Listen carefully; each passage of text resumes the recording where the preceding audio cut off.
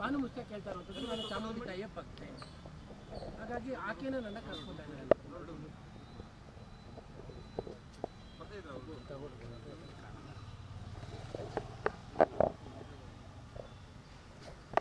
ನಾನು ಮೊದಲನೇ ದಿನನೇ ಭಾಳ ಸ್ಪಷ್ಟವಾಗಿ ಹೇಳಿದ್ದೀನಿ, ಭಾನು ಮುಸ್ತಾಕ್ ಅವರು ಮುಸಲ್ಮಾನ ಧರ್ಮಕ್ಕೆ ಸೇರಿದ್ದಾರೆ ಅನ್ನೋ ಕಾರಣಕ್ಕೆ ನಾನು ವಿರೋಧಿಸ್ತಾ ಇಲ್ಲ, ಅಥವಾ ಮುಸಲ್ಮಾನರ ಬಗ್ಗೆನೂ ನಮಗೆ ಯಾವುದೇ ಅಬದ್ಧ ಭಾವನೆಗಳಿಲ್ಲ. ಈ ವಿಷಯದಲ್ಲಿ ನಾನು ಮುಸಲ್ಮಾನರನ್ನಾಗಲಿ ಭಾನು ಮುಸ್ತಾಕ್ ಅವ್ರನ್ನಾಗಲಿ ನಾನು ಖಂಡಿತ ದೂರುವುದಿಲ್ಲ. ಯಾಕೆಂತಂದರೆ ಈ ಹಿಂದೆನೂ ಕೂಡ ಟಿಪ್ಪು ಜಯಂತಿ ಮಾಡಿ ಅಂತ ಸಿದ್ದರಾಮಯ್ಯನವರಿಗೆ ಯಾವ ಮುಸಲ್ಮಾನನೂ ಬಂದು ಕೇಳ್ಕೊಂಡಿರಲಿಲ್ಲ.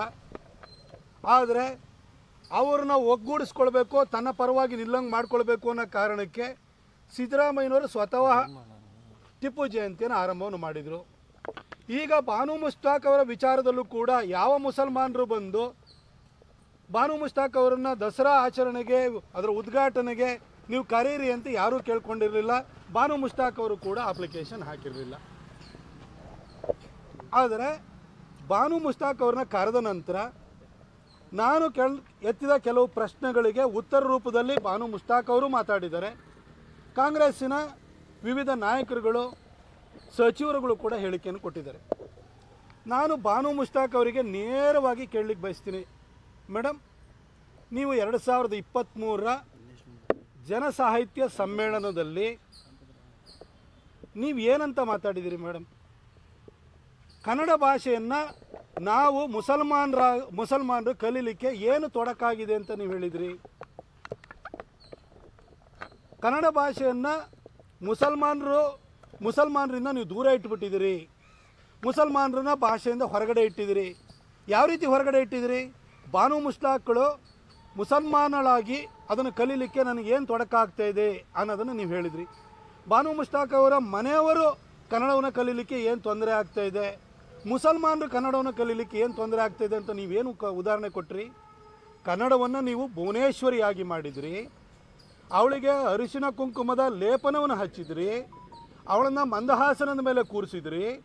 ಇನ್ನು ಕನ್ನಡ ಬಾವುಟ ಏನಿದೆಯಲ್ಲ ಅದು ಕೂಡ ಅರಿಶಿನ ಕುಂಕುಮದ ಪ್ರತೀಕವಾಗಿದೆ. ಹಾಗಾಗಿ ಇದಕ್ಕೆ ನೀವು ಧಾರ್ಮಿಕ ಬಣ್ಣವನ್ನು ಕೊಡುವ ಮುಖಾಂತರವಾಗಿ ಇಸ್ಲಾಂನಲ್ಲಿ ನಂಬಿಕೆ ಇಟ್ಟಿರುವ ನಮ್ಮನ್ನು ಕನ್ನಡದಿಂದ ದೂರ ಇಟ್ಟಿದ್ದೀರಿ ಅಂತ ಹೇಳಿದ್ರಿ. ಮೇಡಮ್, ಈಗ ಹೇಳ್ತಾ ಇದ್ದೀರಿ ತಾಯಿ ಚಾಮುಂಡೇಶ್ವರಿನೇ ನನ್ನನ್ನು ಕರೆಸ್ಕೊಳ್ತಾ ಇದ್ದಾಳೆ ಅಂತ. ನಾನು ಸ್ಪಷ್ಟವಾಗಿ ಮತ್ತೊಮ್ಮೆ ಕೇಳ್ತೀನಿ, ಕನ್ನಡವನ್ನು ಭುವನೇಶ್ವರಿಯಾಗಿ ಒಪ್ಪದ ನೀವು ತಾಯಿ ಚಾಮುಂಡೇಶ್ವರಿಯನ್ನು ನಾಡದೇವತೆಯಾಗಿ ಒಪ್ಪಿ ಮಂಗಳಾರತಿ ತಗೊಳ್ತೀರಾ, ವಿಗ್ರಹ ರೂಪದಲ್ಲಿರುವ ಅವಳಿಗೆ ನೀವು ಪುಷ್ಪಾರ್ಚನೆಯನ್ನು ಮಾಡ್ತೀರಾ. ಈಗ ನಿಮ್ಮ ಧರ್ಮ ಅನ್ನೋದು, ನಿಮ್ಮ ಆಚರಣೆ ಅನ್ನೋದು, ನಿಮ್ಮ ಆರಾಧನಾ ಪದ್ಧತಿ ಅನ್ನೋದು ಅಡ್ಡಿ ಆಗಲ್ವಾ? ಮತ್ತು ಸ್ಪಷ್ಟವಾಗಿ ಇನ್ನೂ ಒಂದು ವಿಷಯನ ಕೇಳಲಿಕ್ಕೆ ಬಯಸ್ತೀನಿ, ಅರಿಶಿಣ ಕುಂಕುಮದ ಬಗ್ಗೆ ನಿಮಗೆ ಯಾಕೆ ಮೇಡಮ್ ಅಪದ್ಧ? ಅರಿಶಿಣ ಕುಂಕುಮ ಅನ್ನೋದು ನಮ್ಮ ಸಂಸ್ಕೃತಿಯ ಭಾಗವಾಗಿದೆ. ಕರ್ನಾಟಕವನ್ನು ನಾವು ಕರ್ನಾಟಕ ಮತ್ತು ಕನ್ನಡ ಕಲ್ಚರನ್ನು ಯಾವ ರೀತಿ ನೋಡ್ತೀವಿ? ಕನ್ನಡ ಅನ್ನೋದು ಕೇವಲ ಒಂದು ಭಾಷೆ ಅಲ್ಲ, ಅದು ಜನರ ಮದುವೆ ಸಂವಹನ ಮಾಡಲಿಕ್ಕಿರುವಂಥ ಒಂದು ಭಾಷಾ ಮಾಧ್ಯಮ ಮಾತ್ರ ಅಲ್ಲ. ಕನ್ನಡ ಭಾಷೆಯಲ್ಲಿ ಇಲ್ಲಿನ ಪ್ರಕೃತಿಯ ಸೊಬಗು ಇದೆ, ಇಲ್ಲಿನ ನದಿಗಳಿದ್ದಾವೆ, ಇಲ್ಲಿನ ವನ ಇದೆ, ಇಲ್ಲಿನ ಸಂಸ್ಕೃತಿ ಇದೆ, ಇಲ್ಲಿ ತಾಯಿ ಭುವನೇಶ್ವರಿ ಇದ್ದಾಳೆ, ಅರಿಶಿಣ ಕುಂಕುಮ ಇದೆ. ಒಟ್ಟಾರೆಯಾಗಿ ಇದು ಕನ್ನಡ ಸಂಸ್ಕೃತಿಯಾಗಿದೆ. ಇವತ್ತು ಯಾರದೇ ಮನೆಗೆ ದಂಪತಿಗಳು ಹೋಯಿತು ಅಂತ ತಂದರೆ ಅಲ್ಲಿ ಸುಮಂಗಲಿಗೆ ಮನೆಯಿಂದ ವಾಪಸ್ ಅಲ್ಲಿಂದ ಹೊರಡಬೇಕಾದ್ರೆ ಯಾವುದೋ ಗೆಸ್ಟಾಗಿ ಹೋಗಿದ್ರು ಕೂಡ ಹೋಗಬೇಕಾದ್ರೆ ನಾವೇನು ಕೊಡ್ತೀವಿ? ಅರಿಶಿನ ಕುಂಕುಮ ಕೊಡ್ತೀವಿ, ಒಂದು ರೊಕ್ಕೆ ಪೀಸ್ ಕೊಡ್ತೀವಲ್ವಾ? ಅದು ನಮ್ಮ ಕನ್ನಡ ಸಂಸ್ಕೃತಿಯ ಭಾಗವಲ್ವಾ? ಹಾಗೆ ನಾವು ಯಾವುದೇ ದೇವಸ್ಥಾನಕ್ಕೆ ಹೋಗಲಿ, ಪ್ರಸಾದ ರೂಪದಲ್ಲಿ ಏನೇನು ಕೊಡ್ತಾರೆ? ಕುಂಕುಮವನ್ನು ಕೊಡ್ತಾರೆ, ಹೂವನ್ನು ಕೊಡ್ತಾರೆ. ಅದು ನಮ್ಮ ಸಂಸ್ಕೃತಿಯ ಭಾಗವಲ್ವಾ? ಆ ಕುಂಕುಮದ ಬಗ್ಗೆ ನೀವು ಅಬದ್ಧವನ್ನು ಇಟ್ಕೊಂಡಿದ್ದೀರಲ್ಲ, ನೀವಿವಾಗ ನಿಮ್ಮನ್ನು ತಾಯಿ ಚಾಮುಂಡೇಶ್ವರಿ ಕರೆಸ್ಕೊಳ್ತಾಳೆ ಅಂತ ನೀವು ಹೇಳ್ತಾ ಇದ್ದೀರಲ್ಲ. ಅರಿಶಿಣ ಕುಂಕುಮ ಮತ್ತು ಕನ್ನಡ ಸಂಸ್ಕೃತಿಯ ಬಗ್ಗೆ ಈ ರೀತಿ ನಿಮಗೆ ಒಂಥರ ದ್ವೇಷದ ಭಾವನೆಯನ್ನು ನೀವು ಇಟ್ಕೊಂಡಿದ್ದೀರಿ. ಹಾಗಾಗಿ ನಮಗೆ ಕನ್ನಡವನ್ನು ಕಲೀಲಿಕ್ಕೆ ಅದು ಅಡ್ಡಿಯಾಗಿದೆ, ಭುವನೇಶ್ವರಿ ಅಡ್ಡಿಯಾಗಿದ್ದಾಳೆ, ಅರಿಶಿಣ ಕುಂಕುಮ ಅಡ್ಡಿಯಾಗಿದ್ದಾಳೆ ಅಂತ ಹೇಳ್ತಾ ಇವತ್ತು ಹೇಳ್ತಾ ಇದ್ದೀರಿ ತಾಯಿ ಚಾಮುಂಡಿ ಕರೆಸ್ಕೊಳ್ತಿದ್ದಾಳೆ ಅಂತ. ಮೇಡಮ್, ತಾಯಿ ಚಾಮುಂಡೇಶ್ವರಿ ನಿಮ್ಮನ್ನು ಕರೆಸ್ಕೊಳ್ಳೋದು ಆಚೆಗಿರಲಿ, ನೀವು ನಂಬಿರುವಂಥ ನಿಮ್ಮ ದೇವರೇ ನಿಮ್ಮನ್ನು ಮಸೀದಿ ಕರೆಸ್ಕೊಂಡಿಲ್ಲ ಮೇಡಮ್. ನಿಮ್ಮ ದೇವರೇ ನಿಮ್ಮನ್ನು ದರ್ಗಾ ಕರೆಸ್ಕೊಳ್ಳಲ್ಲ. ಇನ್ನು ಹೀಗಿರಬೇಕಾದ್ರೆ ತಾಯಿ ಚಾಮುಂಡಿ ನನ್ನನ್ನು ಕರೆಸ್ಕೊಳ್ತಿದ್ದಾಳೆ ಅಂತದು ಹೆಂಗೆ ಹೇಳ್ತಾಯಿದ್ರಿ ಮೇಡಮ್? ನೀವು ಸಾಹಿತ್ಯ ರಚನೆ ಮಾಡಿದರೆ ಅಥವಾ ನಾಟಕಗಾರರಾಗಿದ್ರೆ ನನಗಂತೂ ಅರ್ಥ ಆಗ್ತಾಯಿಲ್ಲ ಮೇಡಮ್. ನಿಮ್ಮ ದೇವರೇ ನಿಮ್ಮನ್ನು ಕರೆಸ್ಕೊಳ್ತಾ ಇದ್ಮೇಲೆ ತಾಯಿ ಚಾಮುಂಡಿ ಹೆಂಗೆ ಮೇಡಮ್ ಕರೆಸ್ಕೊಳ್ತಾಳೆ? ನೀವು ಅರಿಶಿನ ಕುಂಕುಮದ ಬಗ್ಗೆ ಇಷ್ಟೊಂದು ಅಬದ್ಧ ಭಾವನೆಯನ್ನು ಇಟ್ಕೊಂಡಿದ್ದಾರಲ್ಲ.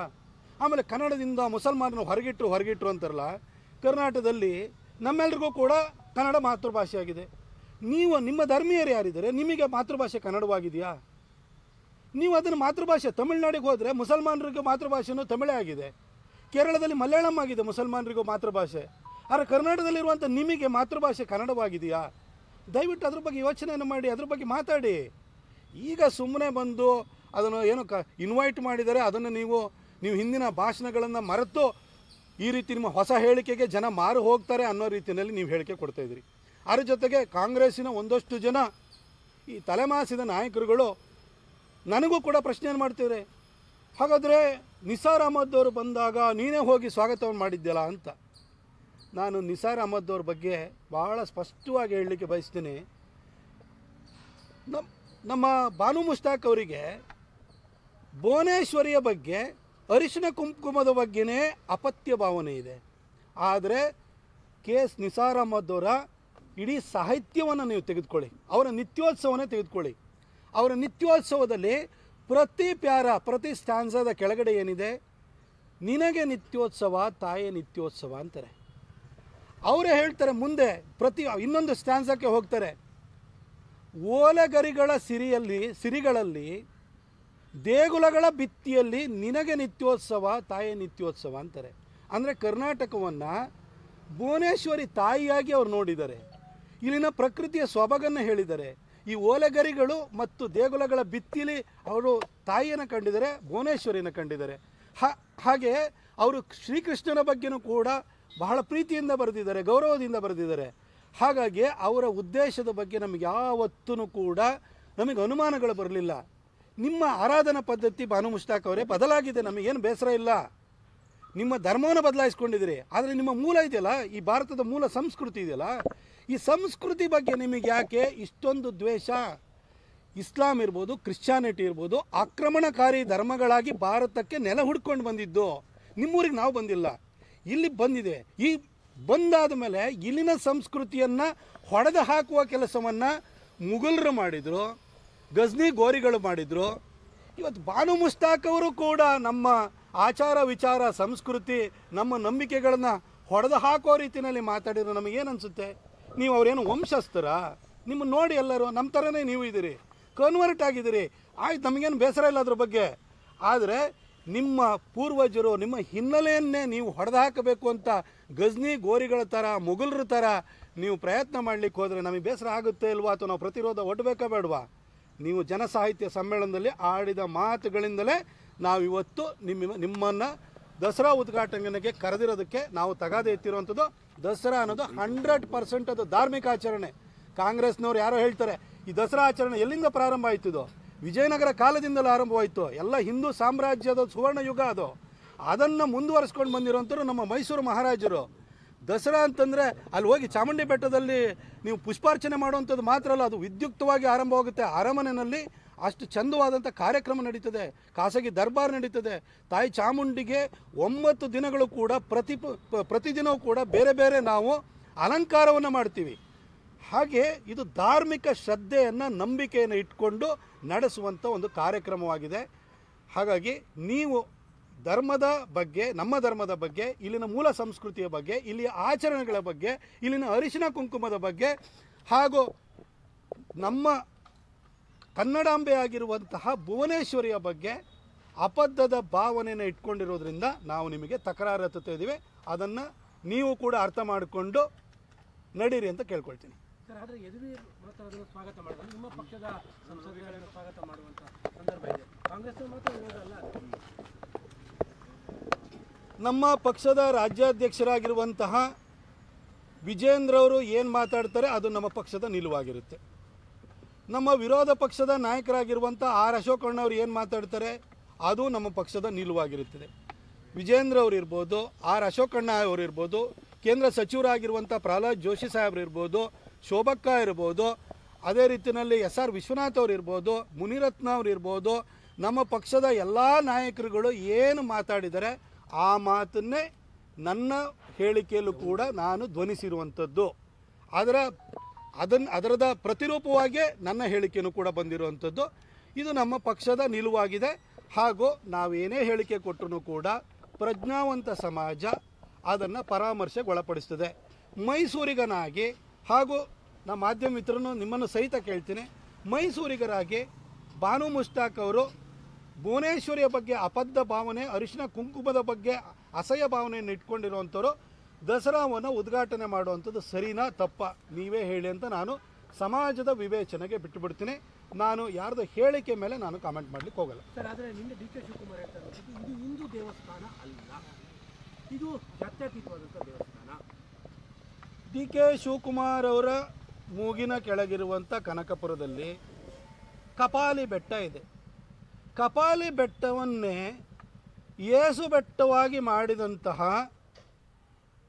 ಒಡ ಹುಟ್ಟಿದವ್ರನ್ನ ಬ್ರದರ್ಸ್ ಅಂತ ಕರೆಯುವಂಥದ್ದೇ ಬೇರೆ ಕಷ್ಟ ಆಗಿದೆ ಇವತ್ತು. ಅಂಥದ್ರಲ್ಲಿ ಅನ್ಯ ಆರಾಧನಾ ಪದ್ಧತಿಯನ್ನು ಹೊಂದಿರೋರನ್ನ ಬ್ರದರ್ಸು ಅಂತ ಕರೆಯುವಂಥ DK ಶಿವಕುಮಾರ್ ಅವರಿಂದ ಈ ಧರ್ಮದ ಬಗ್ಗೆ ನಮಗೆ ತಿಳುವಳಿಕೆ ಜ್ಞಾನ ಬೇಕಾಗಿಲ್ಲ. DK ಶಿವಕುಮಾರ್ ಅವರೇ, ಕಪಾಲಿ ಅಂದರೆ ಶಿವನ ಬೆಟ್ಟನೇ ನೀವು ಏಸು ಬೆಟ್ಟ ಮಾಡಿದವರು. ದಯವಿಟ್ಟು ಇದ್ರ ಬಗ್ಗೆ ನಮಗೆ ಬೋಧನೆ ಕೊಡೋಕ್ಕೆ ಬರಬೇಡಿ.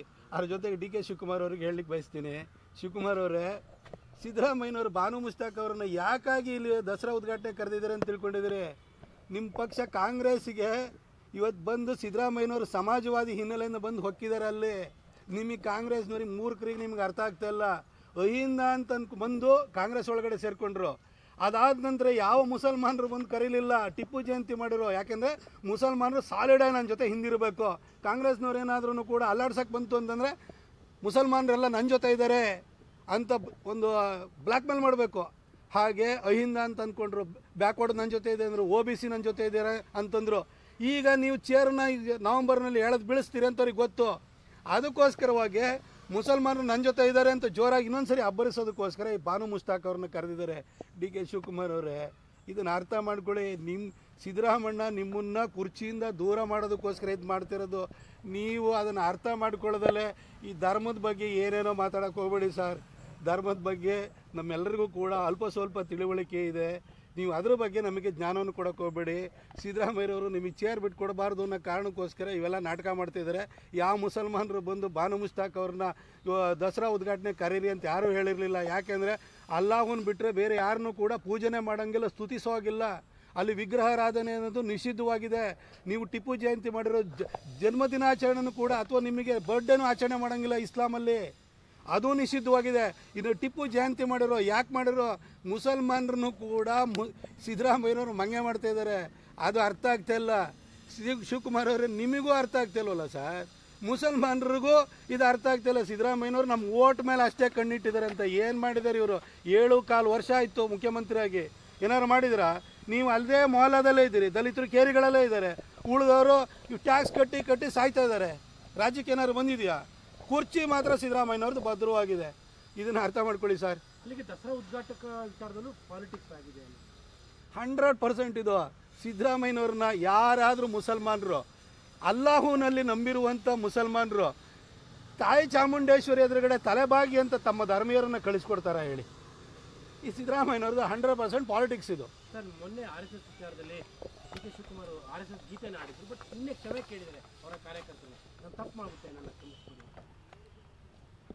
ಅದು ನಮಸ್ತೆ ಸದಾ ವತ್ಸಲೆ ಆ ಸಾಂಗ್ ಏನರ್ಥ? ಅದರದ್ದು ಅರ್ಥ ಏನಾದ್ರು? RSSನ ಧ್ಯೇಯ ಗೀತೆ ಇದೆಯಲ್ಲ, ಅದರ ಅರ್ಥ ಏನು? ಈ ಮಾತೃಭೂಮಿಗೆ ಹೊಂದಿಸುವಂಥದ್ದಾಗಿ, ಮಾತೃಭೂಮಿಗೆ ಹೊಂದಿಸಿದೆ ಅನ್ನೋ ಗೀತೆಯನ್ನು ಅವರು ಸದನದಲ್ಲಿ ಹೇಳಿದ್ರು ಅನ್ನೋ ಒಂದೇ ಕಾರಣಕ್ಕೆ ಅವ್ರ ಮೇಲೆ ಪ್ರೆಷರ್ ಹಾಕಿ ಅವರನ್ನು ಕ್ಷಮೆಯಾಚನೆ ಮಾಡುವಂತೆ ಮಾಡಿದ್ದಾರೆ ಅಂತಂದರೆ ಇವರಿಗೆ ಈ ಮಾತೃಭೂಮಿ ಬಗ್ಗೆ ಕಾಂಗ್ರೆಸ್ನವರಿಗೆ ಎಷ್ಟು ಗೌರವ ಪ್ರೀತಿ ಇದೆ ಅನ್ನೋದು ಇಲ್ಲೇ ಸ್ಪಷ್ಟವಾಗುತ್ತೆ.